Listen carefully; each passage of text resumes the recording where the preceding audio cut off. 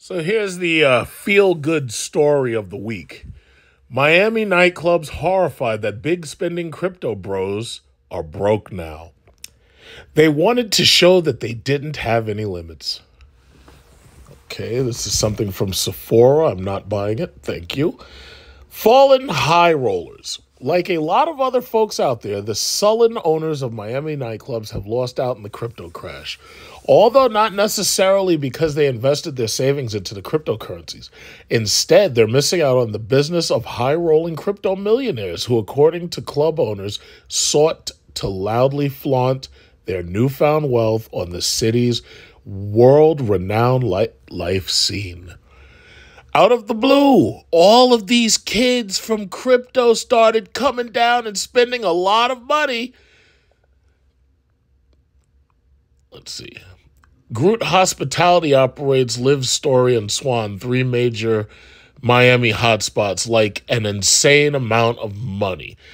Okay, but as FT reports, the young, nerdy, and eager to spend crypto bros who not long ago were hitting the clubs en masse, so much so that clubs like 1111 even started to accept payment in crypto, are noticeably missing from the same hotspots they once swarmed. And considering that the current state of the crypto sphere, it's unclear whether they'll ever come back. According to club operators, the wealth displayed by the crypto witch was genuinely extreme. Per the FT, the debauchery included bathtubs filled with champagne and handing rapper Curtis 50 Cent Jackson III a bunch of cash to throw to club goers during a performance. The tackiness even reportedly including club goers literally just showing people how much money they held in their crypto wallet. So basically you had a bunch of losers walking around with their phones, flashing their phones left and right. Hey, look at me, look at me. I've got a bunch of Ethereums, and look at this. I got some Bitcoins, and I got some Litecoins. Look at this. I'm rich. I'm rich. Yes, that's right. I'm rich. They wanted to show that they didn't have any limits. They were ordering 12 or 24 bottles of the most expensive champagne and just showering themselves without even drinking. Indeed, if there was anywhere for these young entrepreneurs to attempt to live out their nerdy Jordan Belfort fantasy, Miami, with its flashy night scene, crypto optimism, and at the time, low COVID restrictions, was the place. As the FT points out, the annual Bitcoin conference even relocated to Miami from Los Angeles, and the Florida town's mayor even pushed for widespread crypto integration throughout the city. To that point, none of this is terribly surprising. The cryptosphere is a market that, especially at its peak, has always been driven by hype, promotion, and a get-rich-quick mentality. And few things might encompass all of those things more fully than publicly showering yourself with luxury champagne without even stopping to drink it. Let's read more. And then there's also this story right here. Sam Bankman-Fried vomited in horror when he learned the truth. It's like, how did you just learn the truth? I knew the truth 3 years ago. In anticipation of my purchase of my new Cadillac electric vehicle, the Lyric, it appears that I'm going to be getting what's called the Lyric Sport all-wheel drive, because Cadillac hasn't even finished naming the goddamn thing, but it appears that they're going to call the regular Lyric is going to be the rear-wheel drive, and the all-wheel drive is going to be called the Lyric Sport all-wheel drive. So basically I have my cash pulled out of my bank accounts, and well, not really the bank account, the stock market, and put in the bank account. It's just sitting there and waiting for Cadillac to hurry up and fucking call me when they actually decide to deliver the car. It appears to me that I won't be getting the car until possibly the end of January, possibly February. They haven't even built them yet. So it's not that I couldn't get it. It's just that they don't fucking have the goddamn thing ready. And I don't even really know how much money I'll actually have to put down, because I plan on buying the entire car outright. My Jeep trade-in, my Jeep SRT, has held a decent amount of value because I've kept it in excellent condition, and it's still worth between $30,000 and $35,000. So because the Cadillac Lyric is only $70,000 or so with tax. I believe it's like 66,000 or 65,000 plus tax. I think tax should be about $5,000 or $6,000. Then that means that at least 30,000 of that will be paid off just by me trading in my Jeep. So I decided, and I made videos about it, but I had decided to cash out a large amount of my oil stock in order to basically be able to afford that car. Recently, I believe it was yesterday morning, Jerome Powell announced that he was doing another, or actually it was 2 days ago. He announced that he was going to do another interest rate increase. And he also said that there are other interest rate increases to follow. At this point, the interest rate, I could show you a photo, but the interest rate that Cadillac was offering on their leases is about 4.85, while if you were to go to Dodge and you try to get one of these jailbreaks or one of these crazy played out Challengers or these played out Chargers that are final calls, they're charging damn near 7 or 8%. I think the lowest interest rate they can do, even if you have excellent credit, is still like a 7%. It's high. Bottom line is high. So I don't really want to do any loans. I just want to buy the car outright. So Jerome Powell, by raising interest rates, he basically sent shockwaves through like the entire economic system. Again, every time the Federal Reserve raises rates, it hurts like the entire system. So the stock market plunges, the housing market has issues because obviously nobody can easily apply for these loans, these mortgages, because the interest rates keep going higher. The car market becomes harder to deal with, so more and more of these car manufacturers are trying to figure out ways to incentivize you to buy their cars. But I think none of these plunges has been more pronounced than the crypto market. I remember about 2 years ago how I had to argue with all of these morons on the internet. Nameless, faceless entities that were on the internet like bots arguing with me about where Bitcoin was going to be by now. I remember all of these rich people on TV, or at least these people who claim they're rich. Oh yeah, Bitcoin going to be $100,000 by summer 2020. Well, here we are in summer 2022, coming up soon, and I'm not seeing it. I'm sorry. No, my fault. Summer 2023. So you told me summer 2020 that the Bitcoin was going to be $100,000. You said we were going to the moon. I thought I was going to be on the moon by now. It don't look like this is the moon. It looks like we're still on Earth. Right here. On Earth, yeah. That's right. On top of that, all of these crypto exchanges, most of them were over-leveraged because they were borrowing money, and that's one of the reasons why the Federal Reserve raising interest rates hurt them so much, simply because most of their money that they used to buy this worthless bullshit was basically leveraged. Now, I'd have to think that just like what Bankman-Fried did, and now he's about to be basically found guilty of all of it, what he basically did was, just like with the rest of this crypto bullshit, you're taking real money, which is real money, not this bullshit, these fucking fake-ass tokens, and you're exchanging real money for tokens. And that shit can easily go up or down because it's so volatile. But the reason why people are doing that is because it makes it easy to money launder. It makes it much easier to do illegal things with money, and it makes it harder for you to be seen doing illegal things with money. For example, when you fly overseas, the most you're allowed to have on you at any given time is $10,000 US cash. You're not allowed to have more than that. And when you use crypto and whatnot, just like using a bank or a debit card, there's no limit on how much you can carry, which, when I say using a bank or debit card, that's basically exactly what using cryptocurrency is. So ultimately, you could just as easily, if you were really worried about carrying money overseas, a bank or a debit card would do the exact same thing. But they insisted, oh, yeah, but it allows us to hide money. It allows us to be unregulated. Here's the problem, though. The government knows exactly who's got what, and they have for a very long time. So for the most part, it's not it may not look transparent, but the government can actually see exactly what you've got. Now, maybe other people can't see what you've got, so it's not that transparent. But for the most part, they've already got their fingers in it. And when they put their fingers in it back in 2018, I was like, yeah, this is done. This shit has gone bust. Because once the government gets in something, they ruin it. And that's basically what they do. So, long story short, everybody was screaming and ranting and raving, just like the story says. They pouring champagne all over their bodies and everything.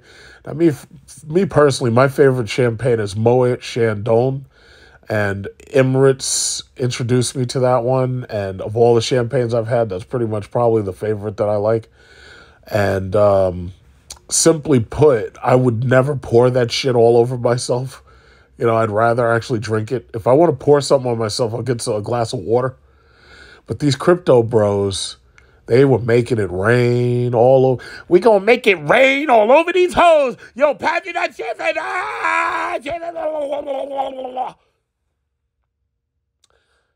And now it's all over. Now, I'm not going to make this a long video. I just want to remind you that I was right, because it's important to say that. I just want to remind you I was 100% right. And then I also want to remind you of the reasons why these cryptocurrencies have plummeted and declined. I just want to remind you why. So first of all, Federal Reserve started raising interest rates. That in and of itself basically said, you know what, this crypto shit is done. If these people at these bullshit scam artist coin bases and all of these coin things, these fit XTXs and Celsius, if they can't borrow money dirt cheap, 0% interest or extremely low, then this crypto shit goes nowhere because you can't inflate the value. By keeping interest rates low, the Federal Reserve was able to inflate several bubbles: student loans, housing, the car market, and specifically the food market, the building material market, the international shipping market. And then finally, I mean, there's every single market they basically inflated because they were basically printing money. Now they, ultimately busted the crypto market. They just busted it up. Now, so one thing was the fact that they raised interest rates. The second thing was that once that pandemic started, that's when we saw the bull run. And there was a reason for that bull run. It's because all these losers were sitting at home, bored, had nothing to do except gamble on fucking Bitcoin. So them sitting at home having nothing to do except gamble away the money they normally would have been spending on gas or the money they normally would have been spending on Starbucks coffee. They're gambling all that money into crypto, right? Normally, it would have just been their money that they would have lost. However, this government decided to start printing welfare checks called stimmies, and they sent these stimmies to these people, and they just sat at home, and they took their stimmies, and they gambled that too. So they gambled away their money, and they gambled away the stimmies. So no more welfare checks, no more 0% interest rates. All of the conditions that they always promised you would help Bitcoin go to like 1 million and this, that, and other, the conditions actually did happen. And that's the thing that I find is so funny about this whole thing. Russia invaded Ukraine after the pandemic. So first of all, you had a global shutdown. You had a pandemic. They promised you that if we ever had a national emergency, if we ever had a global emergency, that Bitcoin was going to save you, right? Bitcoin didn't do shit at all. We had a global national pandemic. We had a global national financial meltdown, global and national. individual countries. On top of that, we had worldwide recession. Worldwide recession. We still have it. We had, in many cases, worldwide stagflation. Even though they'd want to attach like a longer term maybe to stagflation, the simple fact is that's what we've got for at least the last 2 years. At least the last 2 years. So you have the Russia versus Ukraine war. So you've got this global uncertainty, specifically Europe and Asia, based upon the Russian-Ukraine war. Today, in fact, Russia launched a missile attack against Ukraine and cut out a large amount of Ukraine's power. Right now, I had to actually turn my heat up because it's cold. And if it's cold here, then I know it's colder over there in Europe. You know how they say winter is coming? Well, winter's official first day is December 21st. That's the winter solstice. That's going to be the longest amount of night of the year. Well, it's going to be real cold over there in Europe. Real cold. So with all of these situations that you've got, Bitcoin, where is it right now? Look at that. 16,803. Can't even hold 17,000. Can't even hold 17,000. Right now it's at 16,803. Litecoin, $66. Ethereum, $1,189. XRP. Now, I keep pointing back to the fact that there were people rallying, oh yeah, XRP, we're going to win the lawsuit. Now listen, that was 12 weeks ago. SEC Ripple call for immediate ruling and law. That was 12 weeks ago. Where's your XRP, huh? Where is it? I have to keep pointing that out. Where's your XRP? Dogecoin, Elon Musk. I haven't heard him mention Dogecoin because he's so busy raising hell over there at Twitter, while he's trying to use Twitter as a smokescreen to take everybody's mind off of what's going on with Tesla's stock. I give up. There's Robinhood and Coinbase. Those were the two regulated cryptocurrency derivative stocks for the most part. These are basically derivatives of a derivative because the majority of the emphasis and focus and investment in either one of these stocks has to do with cryptocurrency directly. Look at them. Robinhood, under $10. Coinbase down for what was its high? Huh? What was its high? Its high was $353. And now the shit is down to, what is that? $36.60. So those two crypto derivative stocks have failed, and they're not coming back. They're not coming back because there's no reason for them to come back. The Federal Reserve has interest rates high. The stimmy checks for these dumbass kids to waste and gamble on Bitcoin, no more of those. And then on top of that, despite all of the situations around the globe that should have resulted in these cryptocurrencies moving forward, all of that happened and none of them actually did. So, once again, I was right. I was right from the beginning. I think the sad thing about it is I know people who get on YouTube and they make these little financial videos and these little financial podcasts. They even collaborate with other people. They make these little financial podcasts. Most of them, I've noticed, have been afraid to criticize cryptocurrency. I noticed that they would talk about it. They would say, oh, yeah, well, it's not for me. I'm not going to invest in it. But they were never willing to completely go against it. They were never willing to do that. They were afraid. I was never afraid of it. The fundamentals were never there.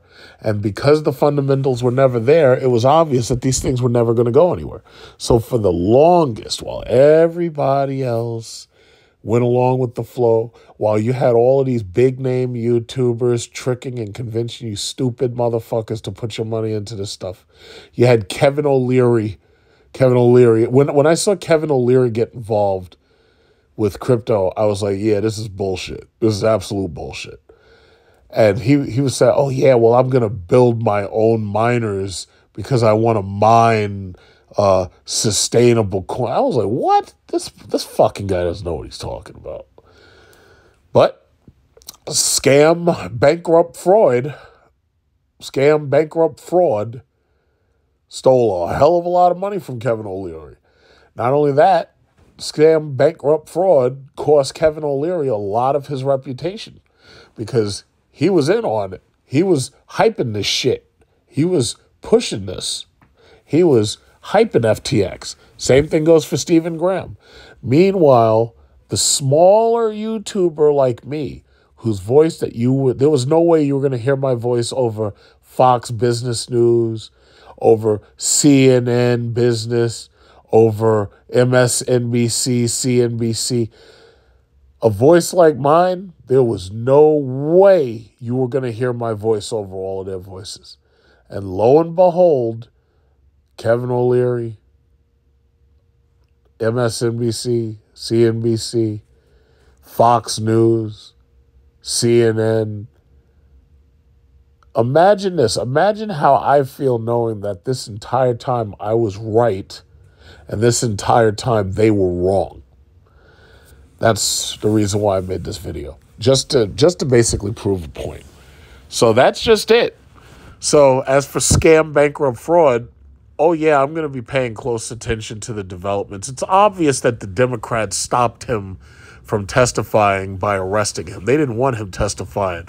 They didn't want him telling everybody about how much money he stole and then handed over to them in order to buy their political power. They had to stop him. They had to. It was, it's funny. I was watching this movie, Bernie Madoff, The Wizard of Lies, right? There's a part in the movie where one of the son goes, yeah, he's not going to testify. They're not going to let him testify because Bernie Madoff basically just came right out and pleaded guilty. And they were like, yeah, then I'm not a conspiracy theorist, but they're never going to let him testify. If he testified, it would mean putting all of the world's biggest money on trial. And that'll never happen. And now you look at scam, bankrupt, fraud. Look what happened. The moment this little bastard gets, this little sneak thief piece of shit bastard, the moment he gets ready to testify, they have him locked up. I mean, come on, man, really? I mean, you're going to do it that obvious? And the sad thing is they did it, and they make it look like they're upholding justice, when in reality, they're protecting their fraud from us hearing about it, and they're protecting him from spilling the beans on them. There's they didn't just protect him from himself. They protected themselves from him. But that's the thing that bothers me more than anything. It's like fraud is rampant. Fraud is so rampant until it extends from the dumbest asshole kid with a STEMI check all the way up to the U.S. Congress. Just think about that for a second. And then you understand the reason why I say the shit that I say when I make these little podcasts.